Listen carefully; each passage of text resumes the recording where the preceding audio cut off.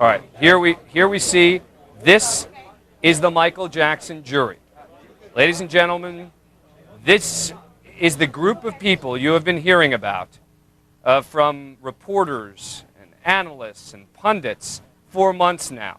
These are the people who everyone has been looking at to assess their each and every reaction, looking at their eyes, looking at their movements, looking at their interactions to get some sense of where they were going with this case. This is the Michael Jackson jury.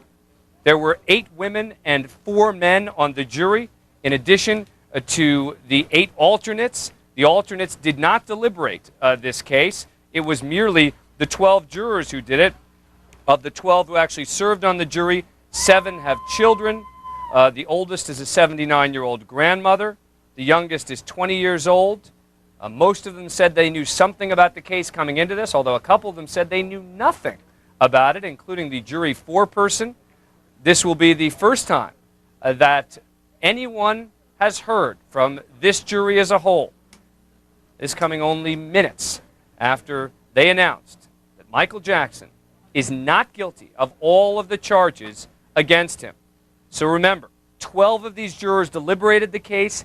8 of them heard all the evidence in the case, but did not deliberate their fate. And so when you listen to them, they're going to be referred to by their juror numbers, 1 through 12. And then, of course, there is the alternate as well. I presume that they will be referred to as alternate 1 through alternate 8. Let's listen. Let's just simply begin with asking you to tell us how you'd like to be identified so that we are able to ask questions of you specifically. And if we could, sir, let's start with you. How would you like to be identified? Name or number, whichever is convenient to you. 7. 8. Number 6. Seat number 10. 2. Seat number 3. Seat number 11. Okay. The acoustics in this room, I need to ask you to just speak up. You're actually great on microphone, but the folk in the back can't hear. Okay, in the second row, please. 148. But what juror seat number were you in the I box? was an alternate And 1. Thank you. Alternate 1. 9. 9. I'm 5. 12. Number 1. 4. Alternate number 2. Alternate number 7. Alternate number 5. Alternate number 8. Alternate number 4. Alternate number 6. Alternate number 3. Good. Thank you all very much. We're going to begin the first question with the paper from one of the papers from Santa Barbara County. Identify yourself, and who would you like to ask? Hi, my name is Dawn Hobbs. I'm with the Santa Barbara News Press, and first I would like to thank you for agreeing to participate in this. What did you think about the accuser's testimony as well as about the obvious absence of the boy from the 93 investigation? And who are you asking that question of? Number 2. I would rather not comment on that right now. Maybe somebody else would like to answer that. Anyone at all? Anyone comfortable with that? Let's move on, and maybe we'll come back as we move through. Let me turn then to the Associated Press. Hi, I'm Linda Deutsch of Associated Press. It's nice to be able to talk to you all after looking for so many months. I'm wondering if there were any disagreements in the jury room when you first went in, or did you quickly find that all of you were pretty much in agreement? Any one of you can answer, perhaps number 5. We've been looking at each other across the room. We've been smiling at each other, That's too. right. I think we all just looked at the evidence and pretty much agreed. Wouldn't you say so? Number 3? We came in with our personal beliefs, but we did look at the evidence. We all came in with our personal beliefs, and some of those did differ, but we spent a lot of time really seriously studying the evidence and looking at the testimony and the jury instructions, and obviously came to an agreement. Thank you. Thank you. Did you pay attention at all or see all the sort of media circus out here? And if so, how did you sort of separate yourselves from that? I'll answer some of that. Number Okay. 2. You're all jumping at that one. This is your chance to whack us. No, we came in around the back, and we came in through the back door. And when we were allowed to park our private cars here, we also parked around the back. I'm speaking for just a few of us, I think, but we never really went around Miller Street or the front over here. We just avoided everybody, including the media, by going around the back and trying to stay as private and quiet as possible. Anyone else want to add on the media? Have thought on the media? You all jumped at it. So.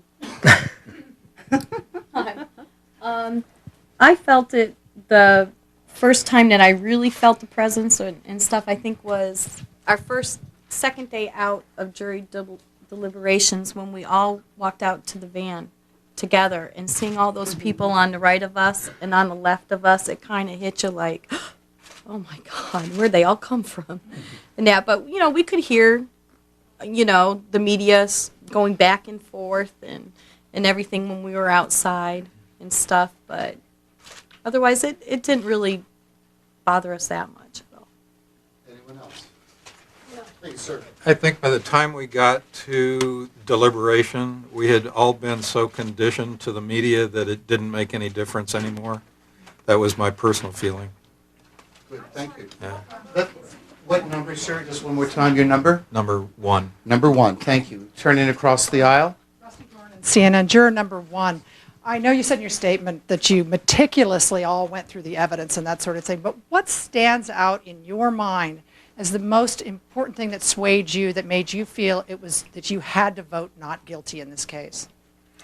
I can't really point to any one specific item right now. There were tons of evidence to consider, and to pick one item out is really difficult. And I would just say that we considered all of the evidence, and of course, since it's a criminal trial, it had to be beyond a reasonable doubt.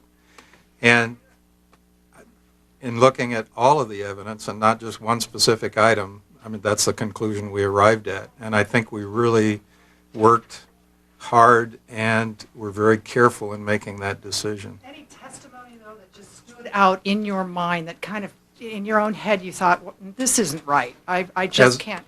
As I sit here right now, I can't point to anything specific. Okay, across the aisle. Hi, Quentin Kushner from the Santa Maria Times. Just curious, what was your opinion of the attorneys' performances, both from the prosecution and the defense, as they tried this case? For anybody? I think they're all wonderful litigators, very well prepared on both sides. I think it was a sight to see, because I've never seen anything like this, and you've seen it on TV all the time, and now you actually see it up close and personal, and it's like, wow, For my first time doing jury duty, it's pretty interesting, to say the least. And we got to see their faces like you guys didn't. So when stuff was going on, we could see, their sighs or their yes and stuff like that, and we could see what they were thinking in their selves there. Anyone else have a feeling? Okay, let's move on to across the aisle. Hi, good afternoon. My name is Salvador Duran. I'm with Telemundo, Channel 52, Los Angeles. I would like to find out if the fact that Michael Jackson is an international superstar, what role did that play in your decision making? And I would also like to ask Mr. Foreman if any of you speak Spanish, to also, after you answer my question, to briefly make a statement in Spanish for the large Spanish audience across the United States. Well, personally, I think we looked at all the evidence. We looked at Michael Jackson, and one of the first things we decided that we had to look at him as just like any other individual, not just as a celebrity. And once we got that established, that we could go beyond that, we were able to deal with it just as fairly as we could with anybody else. Do you speak Spanish, sir? I'd rather have her answer in Spanish. Just tell us just what your thoughts on the fact that Michael Jackson is a megastar known around the world. En español, por favor. ¿Qué piensa, señora? No creo que podría comunicar bien. No creo que podría hacerlo al momento. Pero ¿qué piensa en general del resultado final? El resultado en general, creo que tuvimos mucha consideración en los testimonios de las personas que vinieron aquí, y tomamos en consideración la evidencia y basado a eso hicimos nuestra conclusión. Muchísimas gracias.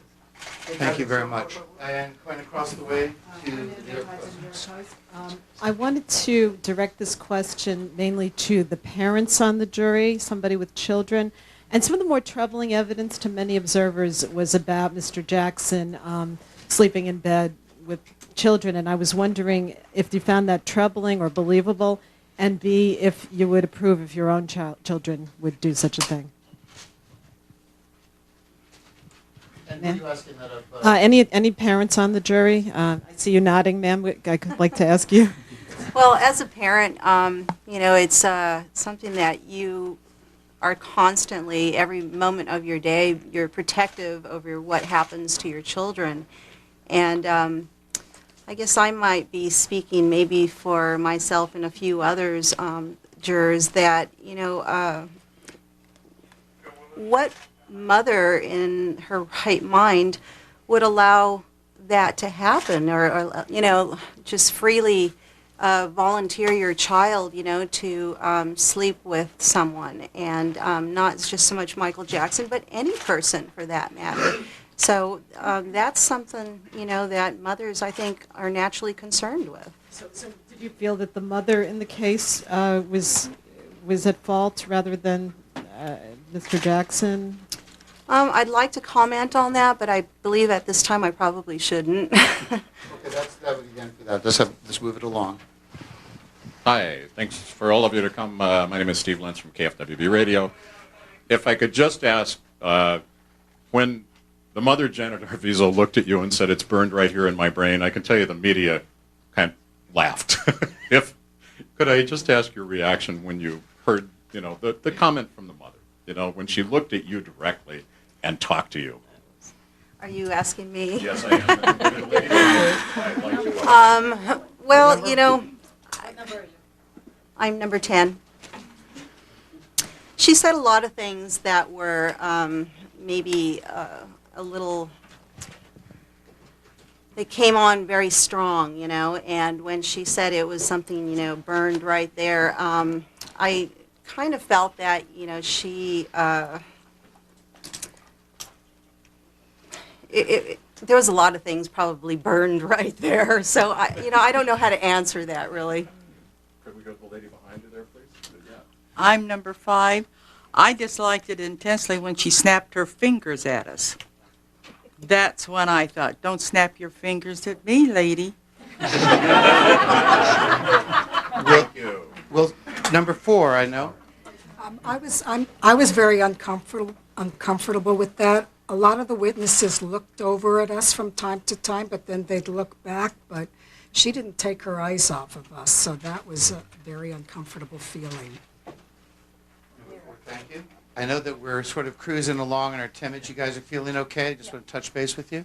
Okay, good. I'm going to stay with print for a moment. We're trying to alternate print TV. So print would go next, and then TV after that. Hi, my name is Nick Madigan. I'm with the New York Times. I just wondered whether there was anybody in all the long line of witnesses, there were, I think, 140-odd witnesses, who you found credible.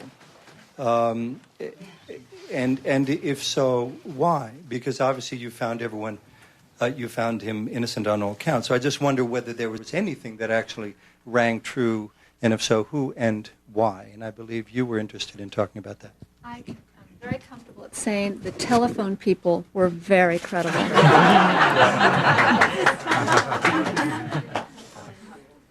That's all.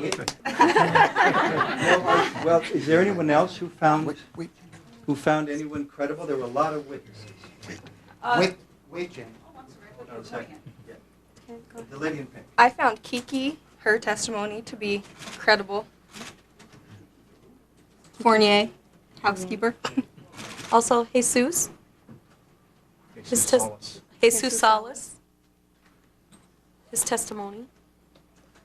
I think I saw some folk maybe on my right in the back. Did anyone want to add to that? I just want to be sure we respect your thoughts. Any adds? Just adding the last name, Jesus Salas, is another credible witness. We thought. So no one in the family, no Aja Pryor. No boys. no previous victims, that's what we're calling them, but anybody at all? Alleged. Guess not. All right, thank you. And we move across to TV. Mitchell from Celebrity Justice, and thank you for coming out and speaking. We appreciate it, and having seen you this whole time.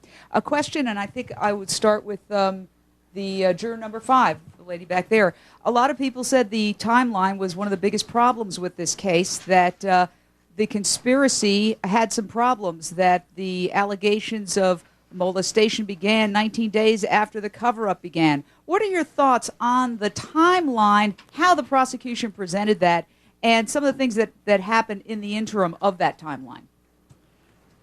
I really don't want to comment on that right now. We discussed that, and maybe number 3 would like to take that one. Go for it, number 3. We spent a lot of time, and personally that was very confusing in the beginning, but I wrote to the point where I can hardly use my thumb. I'm very proud of everyone here. We took notes so well that we could develop the timeline on the boards and really analyze it. So it was a question. The timeline was a concern. Concern or problem? I think let's move across, so keep moving with. Dan Whitcomb from Reuters News Service. For the foreman and anyone else who wants to answer, we heard a tremendous amount of testimony about the pornography found in Mr. Jackson's room, all the explicit material, alcohol, sleeping with boys supposedly. Jesus Salas, who several of you said was a good witness, testified to him being drunk 4 days out of the week. I'm wondering if any of you were disturbed by any of that, if that gave you pause, if that factored into deliberations, and how you feel about that at this point. Well, we went through a lot of fingerprints, latent prints, ridges, you name it. I think we heard it all, things we've never even thought about. But again, the fingerprints, I think, had a lot not to do with the case, because those are adult magazines. Anyone can own them. I think that's all I want to say about that right now, but anybody else? Did you find that testimony credible, or did you kind of reject it and say, this hasn't been proven to me? Or did you decide, maybe it's proven, but it doesn't prove the charge? That would be it right there. It doesn't prove the charge. Anyone else? All right, let me go to television then. Hi, Kimmy Culp with ABC News and Good Morning America. Juror number 5 and juror number 10, specifically, you guys certainly have spent a lot of time together over the past few months and experienced a very unique situation. Talk to me about the dynamic and whether you formed some lasting friendships on this jury. Oh, we certainly. Shall I go first? we certainly have formed lasting friendships, and really close. It's really a close-knit thing. You just can't imagine how lost we felt when the alternates left us. It's like part of us left, and we just felt. But I think we're all going to keep this up as friends. We want them here for support. Yes, because we just yes. needed them with us, and we did. Yeah, that's a good point, because I think coming from all different walks of life and all different types of employment, we're really a good support system for each other.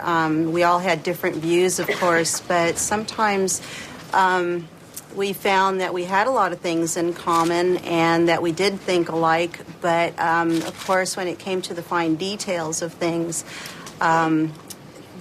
fortunately, we did get to know each other in being tight quarters, that we were able to have discussions and not screaming matches. And we had a lot of good food. One thing out of this whole thing that I was telling him today, is that I made 19 new friends, over 6 months.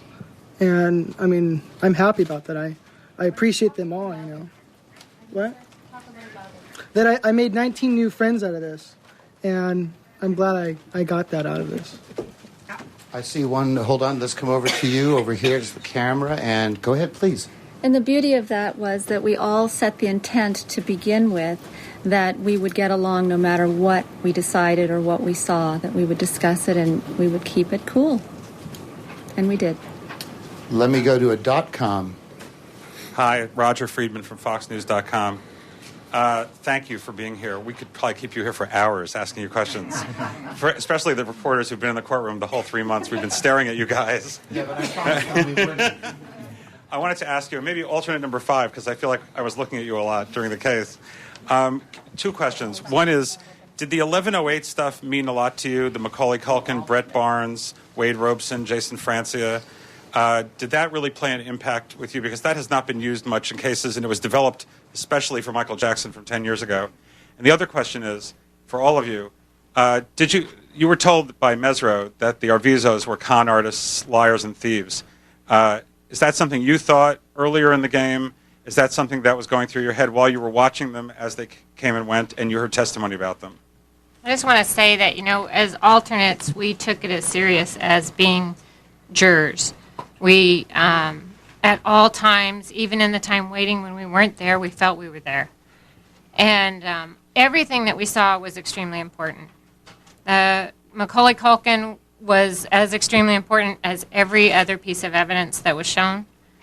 I can't say that any one piece was more extreme than another. It all was important. The whole situation was extremely sad, and there's not a person in this area that takes lightly what went on the last 4 months. I think because it was supposed to be about a preponderance of evidence. Step forward a little bit. The camera can't see you. Just step forward just a little bit. There you go. Because the 1108 was supposed to show that it was a preponderance of evidence that would lead up to a conclusion. I'm still going to tell you that not any one piece stood out than any. We considered everything, and I know that every person here sitting here can tell you the exact same thing. They considered every piece as extremely important. We think it was an important piece, but it was only a piece, and the judge instructed us on that in the very beginning. Anyone else want to add to that? I know I'm getting a little bit of a time cube. I've got to take 1 or 2 more as we wrap up, or as long as you can hang on. Anyone else want to add? Let's go to print. And we have short, quick questions now before we lose the jury. I'm Tina Sussman from Newsday newspaper in New York. I had a question. I believe it's for juror number 8. Yeah, you were crying very openly while the verdicts were being read. You looked extremely emotional. I'm just wondering if you could explain what was going through your mind. What made you sob so openly? You looked heartbroken, actually. Well, it's very emotional, and I wasn't the only one crying. Okay, even though it might be because I'm sitting up front. All right, I had to pass it around. But after deliberating for as long as we did, and emotions everybody goes through, and just everything, it just realize that it's done and it's over, and that we all can now go on with our lives as much as possible normally that will be. But yeah, it was very emotional. There's like a no-win situation, for the Arvizo family or for Michael Jackson. Everything that both families had gone through. But we had to do what we were instructed to do, and that's what we did. Anyone else want to add to that? All right, let's go one last TV question. Hi, I'm Sarah Claggett. I work at the Today Show and with Dateline NBC. We all left here on Friday at 2:30, wondering how long we were going to be here. What changed the 4 hours this morning in your deliberations to come up with a verdict?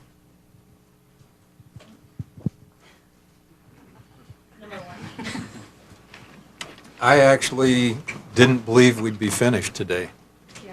I don't think anybody did. I think having the weekend to do some thinking about it helps. You come in with a clearer mind, maybe, of where you're going and what you have to do. But to think that we would have been finished today, that hadn't entered my mind this morning. There was still a lot of ground to cover, but I think once we understood all the evidence and we talked it out, that it was clear what we had to do. Did the rest of you think you'd be here longer? I did. Yeah, I was surprised. I wasn't expecting to be out today, so I thought it would be perhaps sometime this week, but I didn't think it would be today. I'm getting some signals that no, we're doing questions individually. We're not going to do screaming.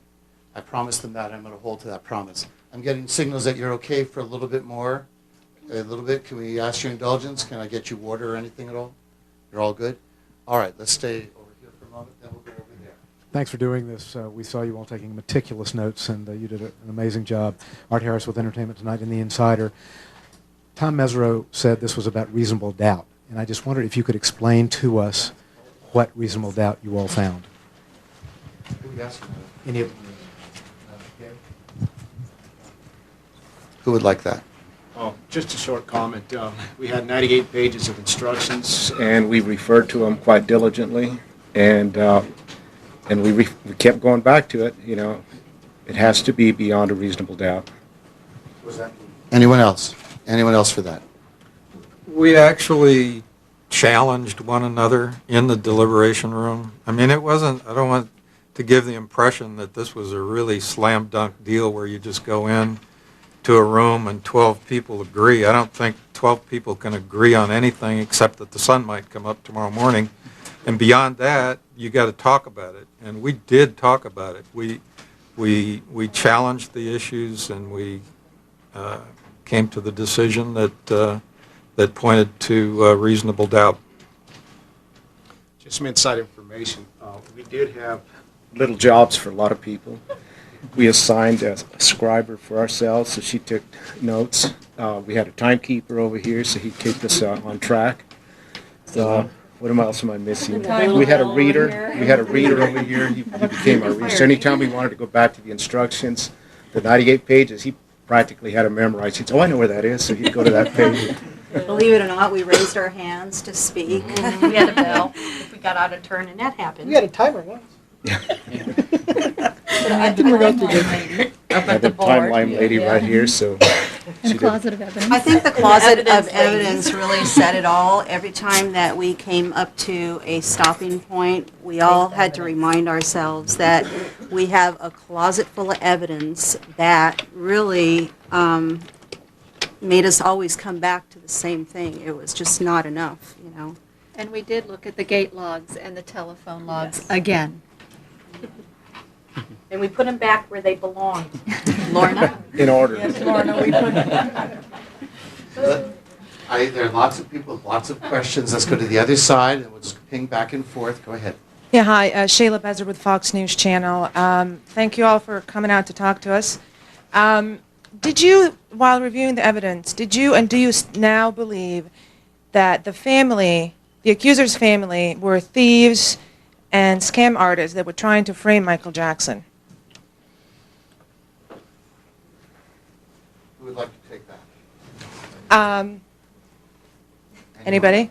The We'll thought start with was number two. there. The thought was definitely there. You couldn't help but wonder many times just the way things on the timeline and things just didn't add up. So yes, the thought was there several times. burned in here. And one other thing, too, I guess the mother, when she looked at me and snapped her fingers a few times, and she says, "You know how our culture is," and winks at me, I thought, no, that's not the way our culture is. So. And continuing, Marty Kazendorf of USA Today. Hello, Martin Kassendorf for USA Today for the four-person juror number 2. Last Friday, I believe you asked the court to have some testimony read back, some of the transcript. Can you tell us just what that was? Well, just briefly, it was on the young man that was the accuser. We just wanted to make sure that we all had the same information in our head so we could talk about it, discuss it, come up with the same answers and the same results. What part of it? Probably the first half, wouldn't you say? Yeah. First 2 days. First 2 days.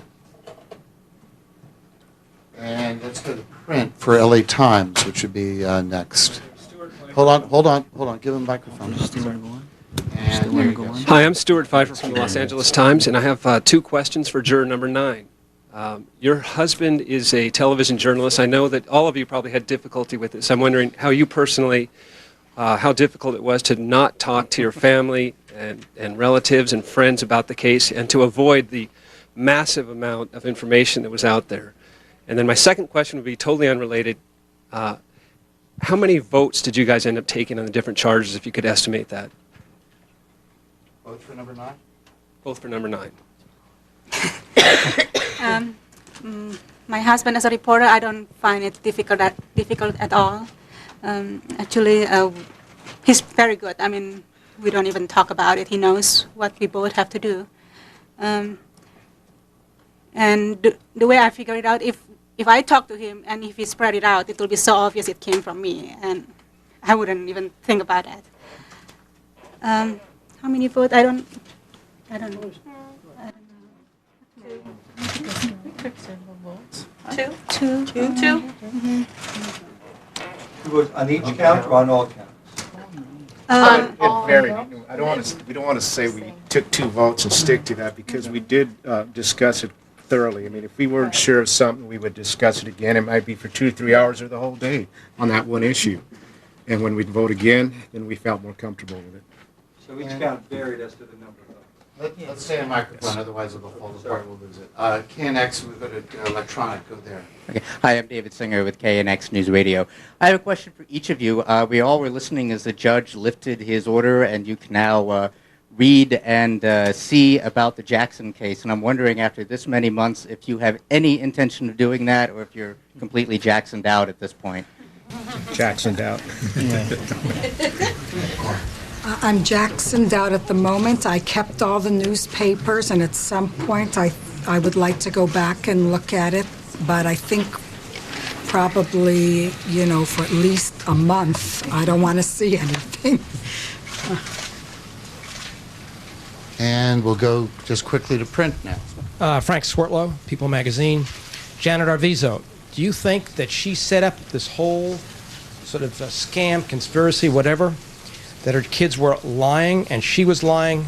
And lastly, what did you think of Michael Jackson's demeanor? That would be the foreman, number 2, please. Anyone else?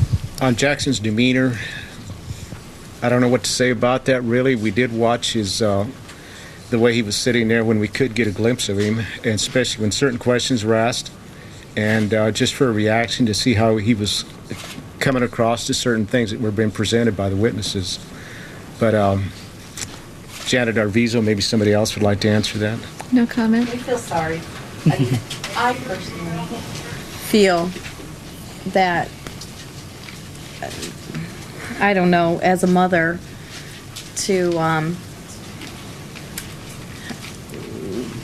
the values and stuff that she has taught them and they've learned, and that is really hard for me to comprehend, because I wouldn't want any of my children to lie for their own gain.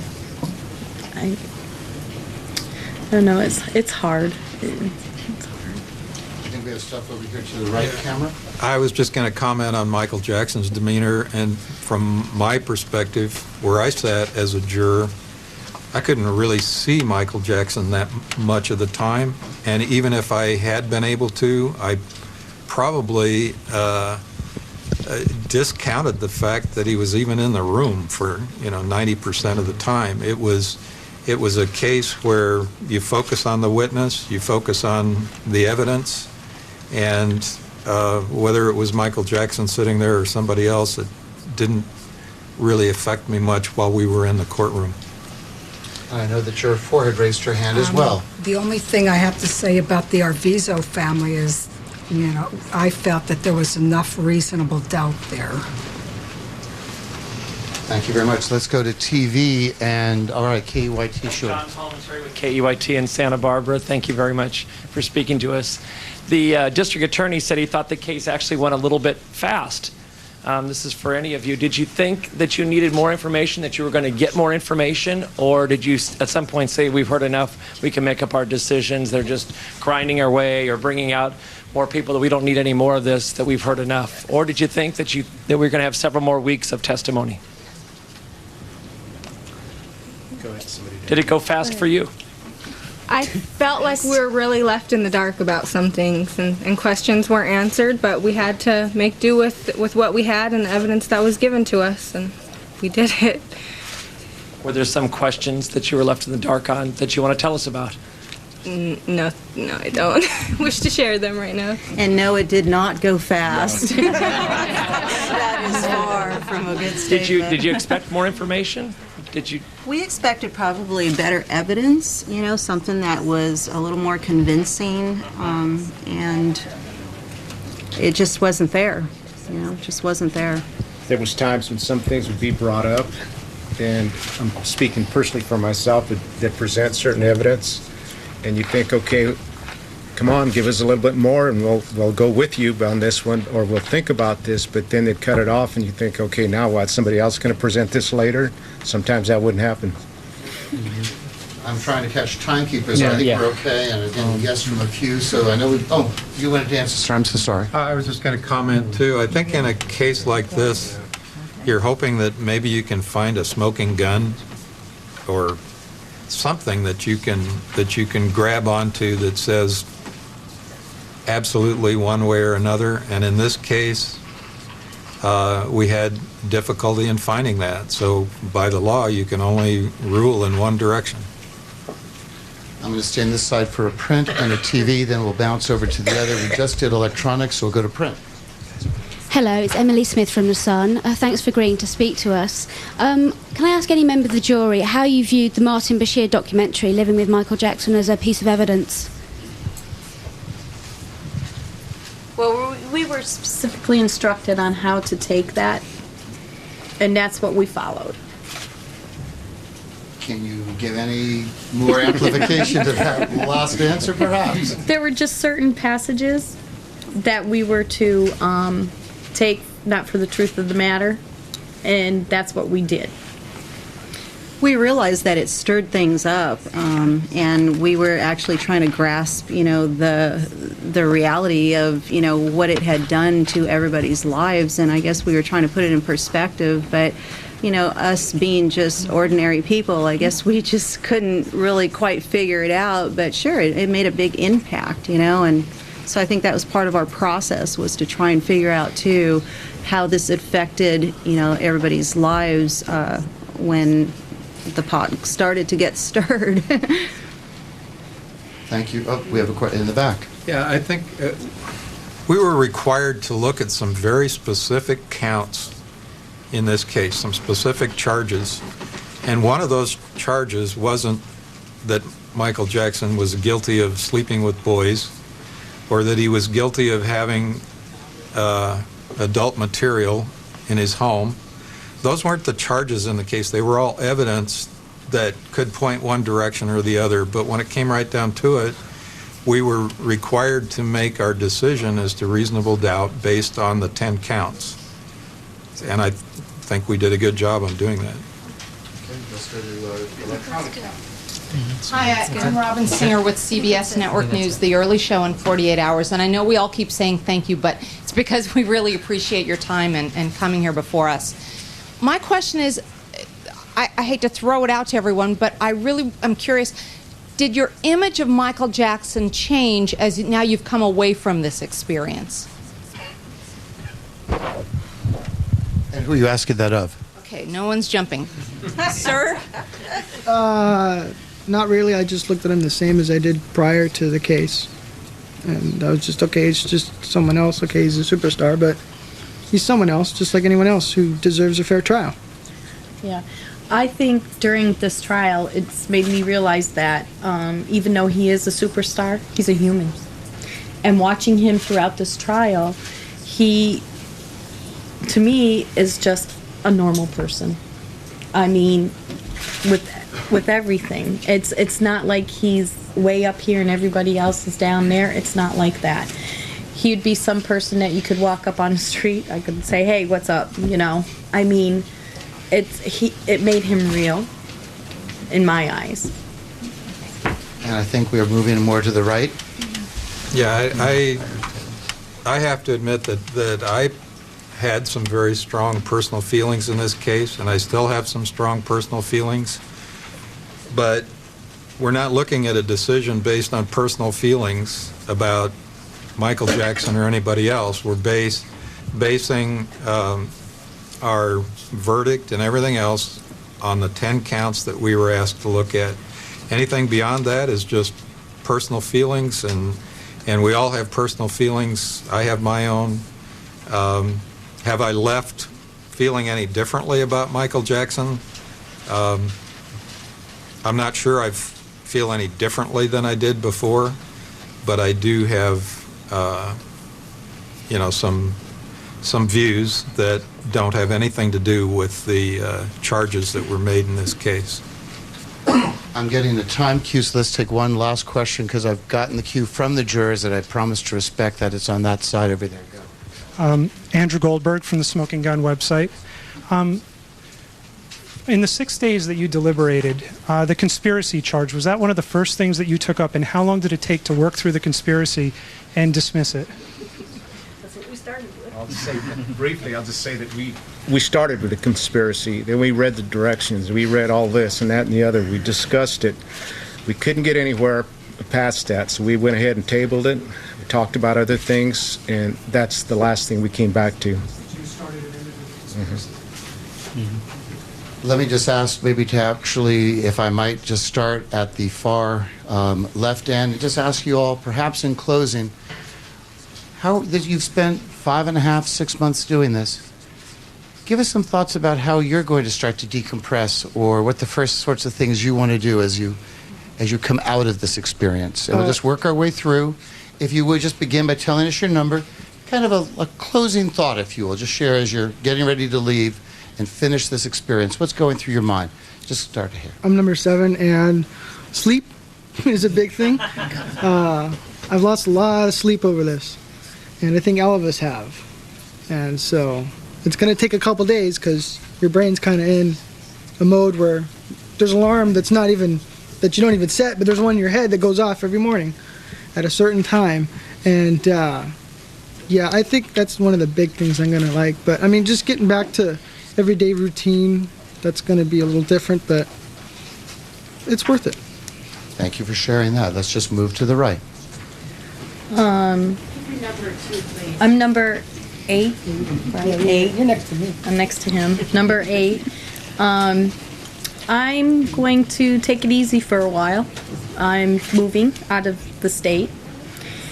This has been planned before, okay? We sold our house last November, all right? Moving out of the state, I plan on spending some quality time with my children and my husband, and talking to my friends that I totally missed, talking to them and that, and be able to just hang in there. Thank you, too. And number, and same question, how you're going to decompress. I'm number 6.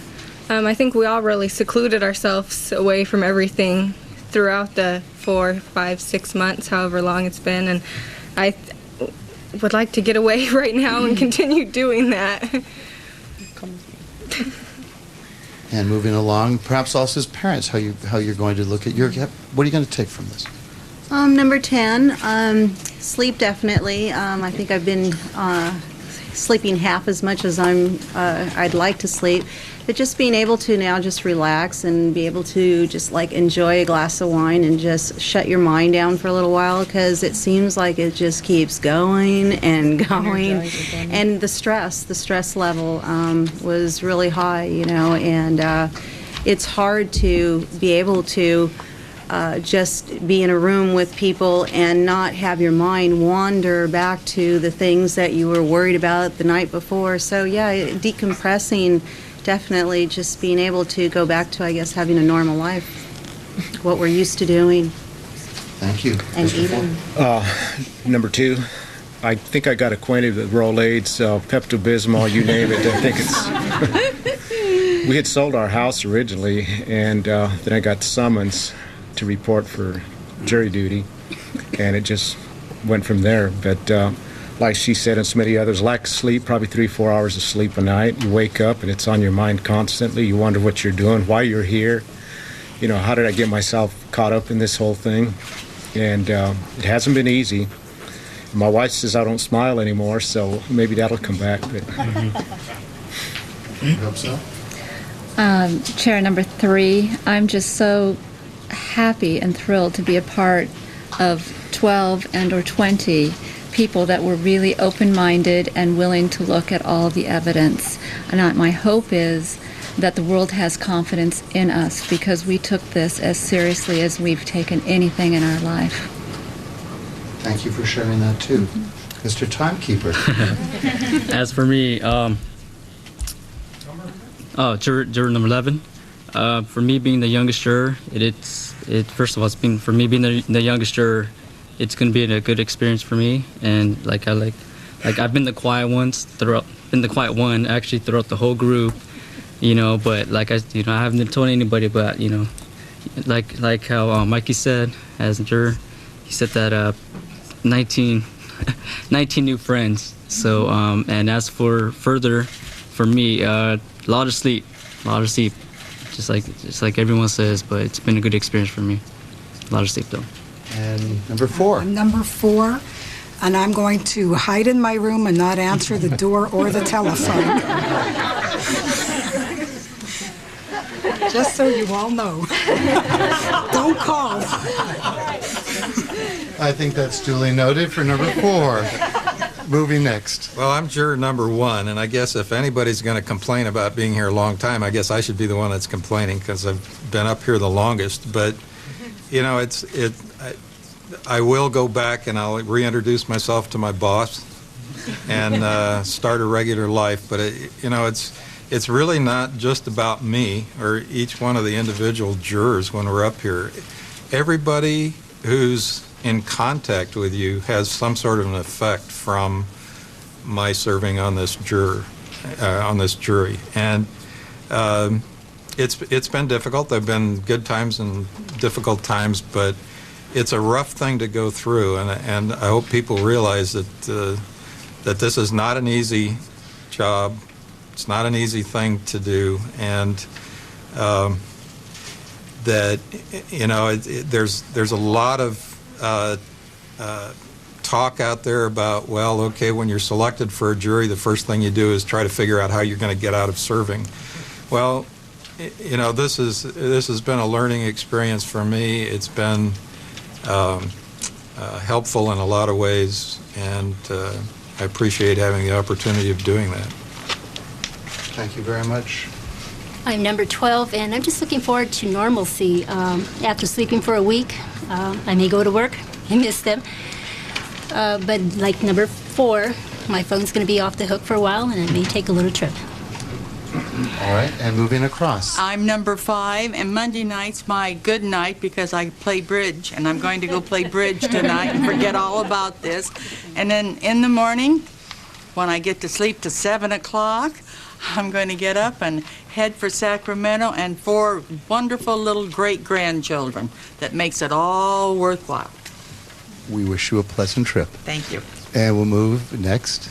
Number 9, we'll be going away for a few days, and I'm looking forward to going back to work again. And let's move across. And I think also this is a question that should certainly be asked of the alternates. I know that you're here as part of the group, but let's just move across, then we'll go to the back row. Well, I'm alternate number 1, and I've had my week of rest. And how was it? Wonderful. Anything else that you might take away or want to say to your fellow jurors or about the experience of being on this jury? Met some wonderful, wonderful people. And I hope we do keep in touch. And we'll move to the gentleman directly behind you. I'm alternate 3. I guess I have 2 thoughts. One is that the trial ended for us when the trial ended, and but it did not go away. I've been up at 4 in the morning more than once and trying to figure it out for myself, and realizes I need testimony, and it's just been a very frustrating time. But I also think that I learned that I think everybody here is going to have a much more difficult time getting this 4 months out of their system than they think. It's going to take a while. Could you amplify a little bit on that, of your experience of getting it out of your system? Obviously a work in progress. It's been a very intense 4 months. A lot of charges and counter charges, lies. It's very important to both parties, so it's not something that was easy to decide and work with. And then because it is a high profile and so many people are concerned with what the jurors think, that I just think it's going to take a long time to get this out of our system. Thank you. I know that it's important that we let each one of you speak. That was one of the things I promised if you wished it. So the next alternate. I'm alternate number 6, and even though I haven't been here physically, mentally, I've been here, guys. I have been walking with the phone. It has not left my person. I'm so glad this is over with. I don't envy the position that they were put in. At one point, I didn't feel comfortable with going through the whole process and not having a voice. And then I realized at closing arguments, it was probably a good thing I didn't have a voice, because it's not that easy. And the best thing about all this, I can finally talk about it. I am so tired of my friends, and my husband in particular, trying to get something out of me, just something. And now I can actually talk, and I love to talk, so this will be nice. So that I'll get, because when it's in your head like this for 4 or 5 months, it does. It takes over your dreams. It takes over everything. It's not normal. So it'll be nice to get it out of my head. So. I have a feeling there are lots of people who would be interested in hearing you speak. Oh, no. The next gentleman will just finish off. Alternate number 4. When I first came in there, I was retired, working a couple nights a week, and had a lot of deep thoughts. I didn't agree with everything that was said or went on in the court, but I was convinced about halfway through this thing that it was going to take some good minds to decide on it. I think we have some really good minds here. And the decisions they made, I agree with wholeheartedly. That's about it. Thank you, sir. And alternate number 5.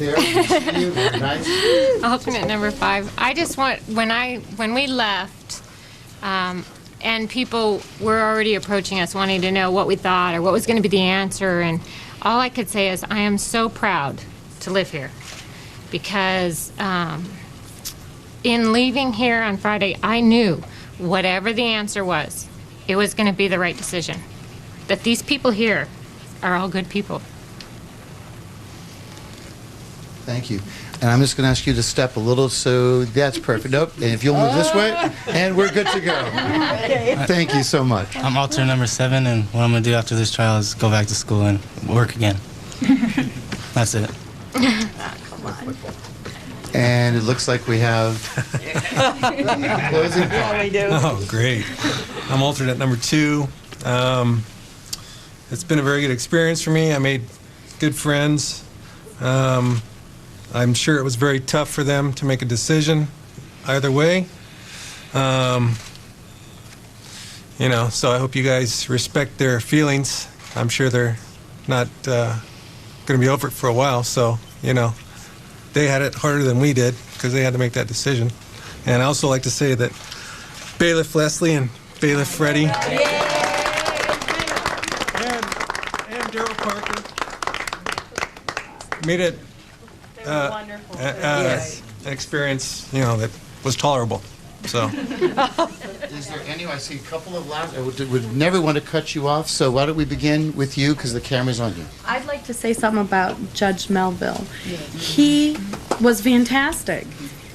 From the very beginning, when they were questioning me, particularly during the picking phase, it was very uncomfortable at first, and then I'd look over at the judge, and he just go ahead, and he made me feel at ease, and I felt he was in control the whole time. When anything would be going on, I just look right over at him, and he made me feel very comfortable, and he explained things. He explained things to me, to all of us, I think, that it was just so easy to understand, and that he just made me feel very at ease. I know number 2 wanted to speak, but I know that you also will speak, so we'll just pan to the left. I wanted to say that this is my first time on jury duty, and I hope it's my last time. Me too. So this would be a good excuse for me to not have to go through it again. Okay, and I know that number 2, you had raised your I just hand. wanted to, juror back here, my best buddy here, actually, him and I rode together a lot, but he said it for me to thank the two bailiffs. They really, really looked after us like a little mother hens and stuff, and they make sure we were happy. Darrell did a wonderful job as far as feeding us, making sure we could loosen our belt buckles up a little bit. And one last thing on Judge Melville, too. There's humor in everything, and I think as serious as this trial was, he made a couple of comments. It was, to me, it was funny when there was some very dry testimony, and there was also some very exciting testimony, but when the comedians were here and he made that comment, he says, "I want the comedians back." That to me thought, this guy's a wonderful man. Or her outburst that one time. We were laughing so hard when he tripped. Sorry about that, but that was pretty funny. You all promised us 10 minutes. You stayed an hour. On behalf of the press corps, may I say thank you very much for being as gracious and as articulate, and thank you again for speaking with us this afternoon.